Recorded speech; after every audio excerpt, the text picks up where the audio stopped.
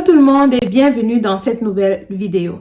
Alors dans cette vidéo, nous allons parler de quoi? Nous allons parler de motivation parce que bon, voilà quoi, nous sommes en début d'année et je pense qu'il est vraiment important de se motiver pour pouvoir atteindre les objectifs que vous vous êtes fixés, que moi-même je me suis fixé pour l'année 2022.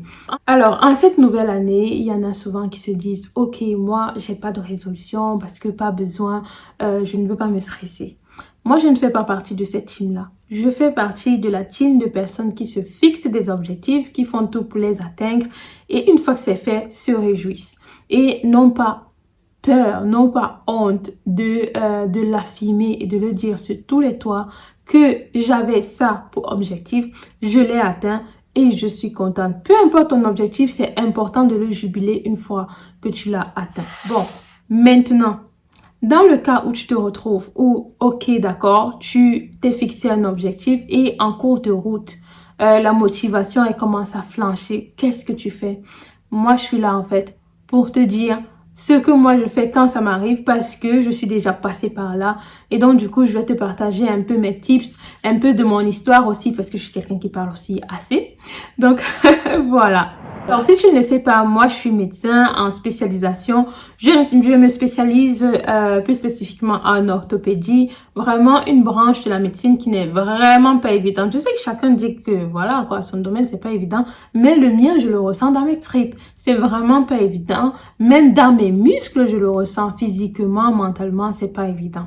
Pour ceux qui me suivent sur Instagram, vous pouvez un peu voir souvent mes chroniques et tout, ce par quoi je passe et tout. Je rentre souvent à des heures terribles et tout ça. Mais ça ne m'empêche pas de me dire que voilà, c'est vraiment ça que je veux faire. Je reste motivée. Parfois, il y a des moments où je flanche et tout. Mais je reviens toujours au même point. C'est ça que je veux faire. Donc, comment est-ce que moi je fais pour toujours garder la motivation? Alors déjà, premièrement, ce que je fais, c'est que je me recentre toujours sur moi. Je me demande de moi, pourquoi est-ce que je fais ce que je fais? Qu'est-ce qui m'a attiré dans ce domaine-là? Qu'est-ce qui me plaît dans ce que je fais? Et peu importe, ce n'est même pas seulement la médecine, dans tous les domaines que je fais, que ce soit au niveau des produits capillaires que je fabrique pour mes cheveux, que ce soit au niveau que ce soit au niveau de la couture que je fais et surtout vraiment au niveau de la médecine. C'est vrai, ça c'est vraiment mon domaine de prédilection. Je me demande toujours, qu'est-ce qui m'a poussé à là? Est-ce que c'est quelqu'un? Est-ce que ce sont mes propres motivations? Est-ce que réellement c'est quelque chose qui me passionne parce que j'ai vraiment toujours besoin que quelque chose me passionne avant de me lancer. Je ne me lance pas dans des choses de façon hasardeuse et après, en cours de route, me dire « Ok, peut-être c'était pas fait pour moi. » Mais ça, c'est parce que toujours avant, je me pose entre moi et moi-même et je me questionne à me demander qu'est-ce qui m'attire dans ça? Qu'est-ce qui m'attire dans ce dans quoi je veux me lancer? Alors, déjà, premièrement, quand je me suis lancée, quand j'ai décidé de faire la médecine, quand j'ai décidé de me lancer dans les études de médecine, c'était réellement parce que moi, je me retrouvais tous les soirs en train de scruter toutes les séries médicales, que ce soit les Grey's Anatomy, que ce soit les Dr House et même les séries policières.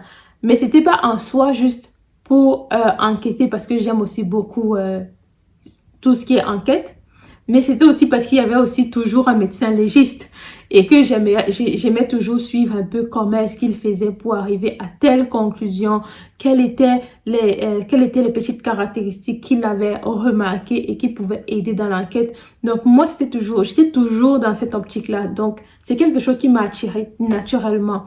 Maintenant, toi qui veux te lancer dans un autre domaine, toi qui as un projet autre que le mien et tout, demande-toi toujours, qu'est-ce qui m'attire réellement au plus profond de moi? Est-ce qu'on te force à faire ce que tu fais ou est-ce que c'est toi qui va naturellement vers la chose? Moi, je vais toujours naturellement vers toutes les séries qui ont un pôle médical. Toujours naturellement, c'est directement quand je vois ça, je clique parce que c'est quelque chose qui me parle. Et pourtant, à l'époque, quand je vous dis que je regardais ça, c'était toujours écrit moins de 16 ans ou alors moins de 18 ans. Je n'avais pas l'âge, mais je me pliais toujours en deux pour pouvoir regarder ça. Et jusqu'à présent, ça n'a toujours pas changé. toujours se poser les questions avant de se lancer dans un projet, de savoir qu'est-ce qui m'attire dans ça. Si c'est juste le fait de te dire, ok, ça va me donner de l'argent, je pense que dès que tu vas toucher cet argent-là, l'argent ne sera plus sucré dans ta poche. Et je ne parle pas juste de façon imagée, c'est vraiment quelque chose que vous pouvez voir même dans votre entourage. Il y a des gens qui exercent des métiers où tu te dis waouh, vraiment c'est un bon métier et tout, c'est beau, c'est magnifique tout ça, mais la personne te dira non, je suis pas heureux dans ce que je fais. Oui, je gagne des sous et tout, mais je suis pas heureux dans ce que je fais. Je trouve que j'aurais été mieux dans tel ou tel autre domaine, mais malheureusement, vu qu'ils ont été mal orientés, vu qu'ils n'ont pas eux-mêmes choisi réellement, ils n'ont pas réellement pu accéder aux formations que eux auraient aimé faire en fait. Ils se retrouvent ensuite malheureux dans le domaine dans lequel ils ont développé des compétences et ils ont vraiment pris du temps à le faire. C'est quelque chose qui prend du temps. Donc, pour ne pas te retrouver après des années à regretter, demande-toi toujours, est-ce que ce dans quoi je veux me lancer là, ça me plaît? Est-ce que ça me tient par les tripes? Est-ce que quand il y aura un petit souci, est-ce que je ne vais pas abandonner? Parce que moi, je le rencontre tous les jours. Tous les jours, il y a toujours quelque chose qui se passe au boulot et je trouve toujours ça compliqué pour moi. Mais n'empêche, je réussis toujours à surpasser ces choses-là. Je vais te donner un exemple. Pas juste, je veux pas juste te parler en l'air comme ça. Moi, déjà, mon parcours il n'a pas été évident. Je suis quittée du Cameroun, je suis allée en Italie, j'ai étudié la médecine en italien là-bas. Ensuite, je me trouve en Allemagne où je dois réapprendre une autre langue encore. L'allemand, c'est pas une langue évidente, c'est pas facile. Je l'ai fait. Et en plus de ça, je ne devais pas avoir un niveau quelconque. Il me fallait vraiment le dernier des niveaux pour pouvoir pratiquer la médecine. Chose aussi que j'ai fait. J'ai passé un examen pour pouvoir exercer la médecine en Allemagne également. Et ça fait tellement d'embûches. Mais encore, une fois que ça s'est fait, et bah, même quand tu trouves un boulot, moi j'ai trouvé le boulot, je me suis toujours dit oui, je veux absolument étudier, je veux absolument me spécialiser dans un hôpital universitaire. Et quand j'arrive là-bas, je ne savais pas que étudier dans un hôpital universitaire, en fait, ça avait tout plein de petits boulots encore à côté que tu devais faire. Par exemple, tu dois t'occuper aussi d'étudiants qui sont là pour faire le stage. Tu dois t'occuper d'eux. À côté de ça, il y a aussi parfois des recherches à faire. Et à côté de ça encore, tu as aussi des présentations que tu dois faire souvent à toute l'équipe. Et quand je dis à toute l'équipe, c'est vraiment à tout le monde. Il y a tous tes supérieurs, il y a tous ceux qui sont en internat comme toi. Il y a tous tes supérieurs, ceux qui sont déjà... ils sont déjà fac arts, qui sont déjà spécialistes. Et maintenant, il y a le grand chef. Et ça, je dois le faire. Mais je dois le faire dans une langue qui n'est même pas la mienne et que j'ai appris en quelques temps. En allemand. C'est vraiment pas évident. Et quand je te dis, il y a tout ça et il y a encore il y a le boulot normal que tu dois faire tous les jours. Tous les jours. Il y a aussi les gardes que tu dois faire. Il y a des fois où tu es à la maison en famille et tu te dis, ok, je vais essayer de passer un bon moment en famille et puis on t'appelle et tu dois te dépêcher d'arriver à l'hôpital. Mais malgré tout ça, oui, ok, je vais m'énerver, je vais me dire, mais pourquoi? Et parfois, je vais flancher en me disant, est-ce que c'est réellement ça que je voulais faire? Mais une fois que je me recentre et que je me repose les questions à moi-même, qu'est-ce qui me plaît dans ce que je fais? Pourquoi est-ce que je suis partie dans ça? Et bah, les idées me reviennent très rapidement en place. Très rapidement, je me dis, ok, je me suis lancée là pour telle ou telle raison. Ces raisons-là sont toujours valables aujourd'hui. Ce que je veux faire, c'est réellement mon but ultime. Peut-être pas réellement ultime, mais en tout cas, c'est déjà un point dans le trajet que je me vois emprunter. Donc, je vais rester là. C'est dur, mais je vais toujours continuer. Donc, vraiment, très important déjà avant de se lancer dans un projet, de déjà se voir, en train de traverser les embûches, est-ce que les embûches là, ça va me décourager? Et même quand tu commences déjà à flancher à un moment, recentre-toi sur toi, repose-toi des questions et tu verras si réellement ce pourquoi tu veux te motiver est fait pour toi ou pas. Bon, une autre chose aussi à savoir, c'est que parfois quand tu perds la motivation, c'est parce que tu perds un peu de vue ton objectif que tu t'étais fixé, vu que c'est pas réellement clair dans ta tête, parfois c'est là, parfois c'est pas là et tout, vu que tu ne l'as pas réellement écrit, tout ça, ça devient un peu flou. Donc, parfois pour garder la motivation, il faut déjà se fixer même une date limite à laquelle je dois atteindre cet objectif-là.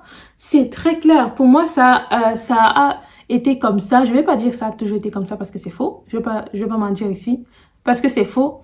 J'ai compris que je devais le faire quand réellement j'avais perdu la motivation. Je pense que je devais... j'étais en 5e année et j'avais tellement perdu la motivation qu'à cette époque-là, je pensais à abandonner la médecine. Je pensais réellement abandonner la médecine. Mais je pense que c'est aussi beaucoup dû au fait que j'étais vraiment loin de ma famille. J'étais restée loin de ma famille beaucoup trop longtemps et ça c'était pas bien. Mais une fois que je me suis recentrée sur moi, et que j'ai pris la décision de me fixer une date à laquelle je devais finir mes études, je me suis dit, à cette date-là, j'aurai fini. Peu importe ce qui se passe, à cette date, j'aurai fini. Et ça, c'est vraiment important. Pourquoi? Pas pour te dire que forcément, à cette date-là, tu dois avoir fini. Mais une fois que tu te fixes cet objectif, chaque jour, tu fournis des efforts pour atteindre cet objectif-là. Et les efforts, même les tout petits, tu les vois et il faut les célébrer. Quand tu célèbres tout juste ces petits efforts-là, ça te motive encore à faire de plus grands efforts. Et tu vois, quand tu vas de réussite en réussite, la motivation, elle est là. Ça te pousse. Ça te pousse à toujours continuer à réussir ce que tu fais. Donc, déjà, écris ta date. Écris ta date butoir où tu veux que ce soit fini. Une fois que ça c'est fait, tu fournis les efforts petits, du plus petit au plus grand. Ne te dis pas directement, ok, je vais fournir le plus grand effort et tout, parce que tu risques aussi de vite t'essouffler. Échelonne ce grand objectif-là en petits objectifs. Comme ça, tu verras que tu vas évoluer. Ça va te permettre entre-temps de célébrer tes petites victoires. Et quand je dis célébrer tes petites victoires, ce n'est pas prendre, je sais pas moi, 2-3 jours pour célébrer ça. Non, c'est juste que quand tu l'as fait, tu le célèbres ce jour-là et le lendemain, tu te dis déjà, ok, le prochain, c'est quoi que je dois cocher? Parce que réellement, moi, c'est comme ça que j'ai fait. J'avais des petits carnets où j'écrivais les matières que je devais faire à telle date et tout. J'étais ancrée dans mon planning et tout. Je voyais toutes les dates des examens et donc du coup, moi j'écrivais tel examen, telle date, je dois l'avoir coché dans mon carnet. Et c'est comme ça que j'évoluais. Et à chaque fois que je finissais avec une matière, eh bien, je partais et je rayais ça de ma liste. Ça me permettait réellement de visualiser la chose, de voir réellement que ça a été fait, c'est fini, je passe à autre chose. Donc, toujours écrire ton grand objectif, écris tes petits objectifs. Une fois que c'est fait, tu rayes de la ligne de ton carnet, tu mets les dates, tu les rayes également. Très important. Et aussi, quand tu es démotivé, pose-toi la question de savoir qu'est-ce que je vais en tirer de ça quand j'aurai fini? Qu'est-ce que ça va réellement m'apporter à moi? Ne pense pas, oui, ça va apporter quoi à ma famille, tout ça, tu sais, dans la famille, chacun a ses propres problèmes, chacun a ses propres rêves et tout. Ne te dis pas, ok, je vais aller réaliser le rêve de quelqu'un d'autre, tout ça, parce que à la fin, ça va aussi vite te fatiguer. Tu vas aussi vite revenir à cet état-là de te dire, ok, moi j'ai fait ça pour les autres et pour moi, qu'est-ce que ça en est? Où est-ce que j'en suis? Qu'est-ce que j'ai fait pour moi? Donc, sois égoïste avec toi-même. Recentre-toi sur toi. Mets-toi en priorité de ta vie. Et dis-toi, qu'est-ce que je fais moi pour être heureux? Et qu'est-ce que cette chose-là que je vais faire va m'apporter en vrai, dans la vraie vie, tu vois, va t'apporter à toi personnellement. Si tu vois que de là, tu vas en tirer de la joie, tu vas en tirer de l'argent, tu vas en tirer de la stabilité émotionnelle et même financière. C'est important. C'est important de se sentir stable financièrement. Après, le reste, ça va. Si tu vois que c'est aussi un métier qui ne te demandera pas de fournir trop d'efforts mentaux et que pour toi, c'est ce qu'il faut te le dire, il faut te l'avouer. Il faut se dire, oui, ça en fait, c'est ce que je veux. Et peu importe ce que les autres pensent que oui, c'est un truc de flemmard et tout. Non, l'important c'est comment est-ce que toi après tu te sens. Donc, reste motivé dans ça et dis-toi juste que je le fais pour moi. Et après, ton entourage, il suivra, qu'il le veuille ou pas. Et donc, pour revenir à l'entourage, parce que c'est aussi quelque chose qui influe énormément dans notre niveau de motivation, c'est juste de te demander, est-ce que ceux qui m'entourent, ceux qui sont autour de moi, est-ce que ce sont des gens qui me poussent à aller toujours de l'avant ou alors ce sont des gens qui, au contraire, me ralentissent? Je pense que c'est vraiment très important parce que il y en a souvent qui se disent oui, mais moi je fais ça, mais mon entourage par contre, il me démotive beaucoup. Mon entourage, ils ne sont pas derrière moi, ils ne me comprennent pas. Pour moi, c'est vraiment assez simple. Et les gens, parfois, ils se disent que moi, je suis trop dure. Je n'estime pas être trop dure. J'estime juste que je suis très douce envers moi. Donc, pour moi, c'est si tu ne m'arranges pas, tu me déranges. Aussi simple que ça. Peu importe que tu fasses partie de mes amis, de ma famille, je coupe les ponts. Et pour moi, couper les ponts, ça ne veut pas dire, ouais, je vais te faire une lettre, je vais t'envoyer un message pour te dire pourquoi est-ce que j'ai besoin de prendre une pause avec toi. Non, c'est juste que je t'écris plus. Tout simplement, je t'écris plus. Et puis, si tu m'écris quand je veux, je te réponds. Quand je veux pas, je te réponds pas. Aussi simple que ça. Et la plupart du temps, c'est même pas que c'est même pas que je ne veux pas te répondre. C'est vraiment que j'ai pas le temps. C'est vraiment que là, pour le moment, je pense que je suis en train de faire quelque chose qui m'apporte réellement une satisfaction. Et donc, du coup, je préfère me concentrer à faire cette chose-là. Et après, du coup, j'oublie ton message parce que j'ai d'autres choses à faire. D'autres choses qui sont très importantes pour ma vie. Et après, je n'ai pas besoin de me justifier. Quoique parfois, il y en a qui me disent, mais pourquoi est-ce que tu es comme ça? Pourquoi est-ce que tu ne réponds pas? Pourquoi? Bah, pour moi, c'est parce que je suis quelqu'un de très solitaire, qui a besoin de son espace, qui a besoin d'un grand espace, qui fait les choses beaucoup seul et qui se sent très vite étouffé. Et comme je dis toujours, je suis chanceuse d'avoir un entourage qui comprend ce côté-là de moi et donc du coup qui ne m'en demande pas beaucoup. Quand je suis là, c'est bien. Quand je ne suis pas là, ils font leur vie et c'est bien aussi. Et moi aussi de mon côté, je ne suis pas du genre quand par contre moi je veux t'écrire et que tu n'es pas disponible, je commence à me fâcher parce que je sais très bien que moi aussi, parfois quand on me cherche, je ne suis pas disponible. Donc pour moi c'est un échange de bons procédés. Ne m'en demande pas beaucoup, je t'en demande pas beaucoup. Quand on peut s'attraper, on s'attrape. Et ça fait en sorte que je reste toujours motivée, je reste toujours recentrée sur moi, recentrée sur mes propres objectifs, sur mes hobbies.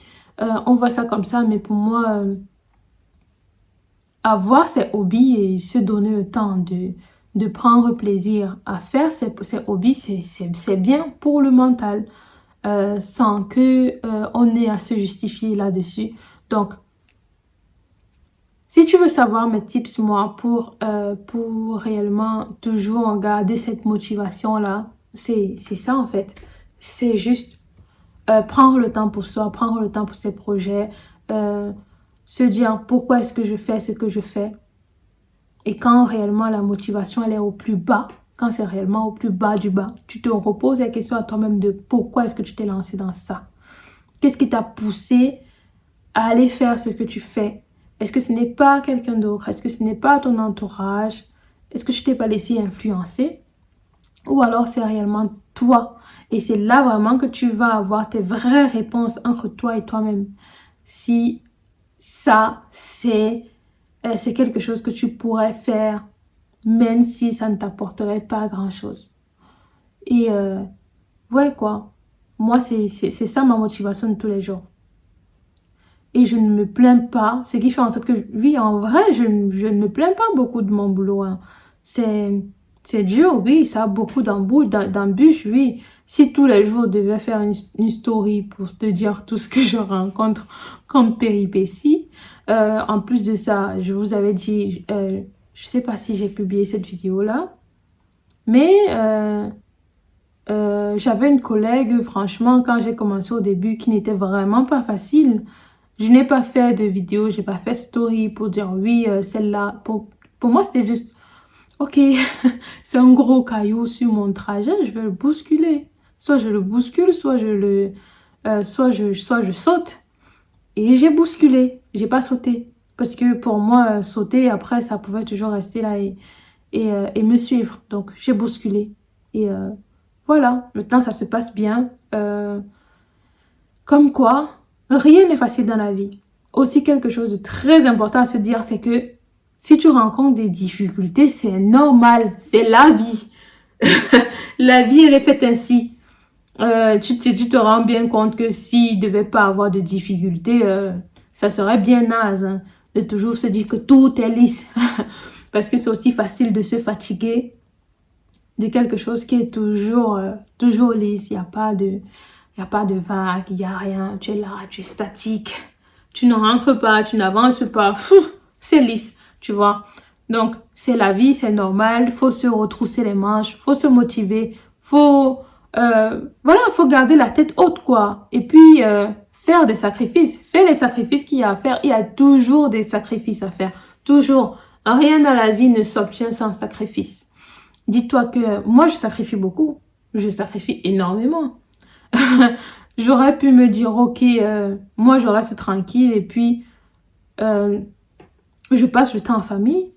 Moi aussi, c'est quelque chose qui me plairait, de passer beaucoup plus de temps en famille, de passer beaucoup plus de temps avec ma fille et tout. Mais je sais qu'à côté de ça, c'est quelque chose qui ne m'épanouirait pas pleinement. Donc, je fais ce que je fais à côté et je fais aussi ce que je peux faire avec ma famille et on a notre équilibre comme ça. Rien ne s'obtient facilement. C'est comme je vous ai dit, pour moi, la couture, c'était vraiment quelque chose de passionnant. Je me suis lancée là, j'ai appris à coudre vraiment assez rapidement et tout. J'ai vraiment aimé ça. Je faisais ça tous les jours. Et maintenant, c'est plus évident. Du coup, j'ai mis ça de côté.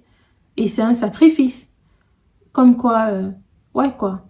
Si tu veux quelque chose, faut toujours savoir qu'il y aura une contrepartie à côté. Moi, je connais la mienne. Toi, c'est quoi la tienne? C'est quoi ta contrepartie? C'est quoi ta contrepartie?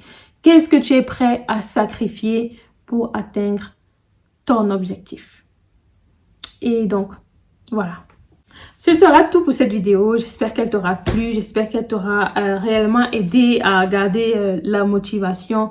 Et puis, on se retrouve très bientôt sur ma chaîne pour de futures vidéos. N'oublie pas de commenter, liker et puis partager la vidéo. Et voilà, bisous. Mouah.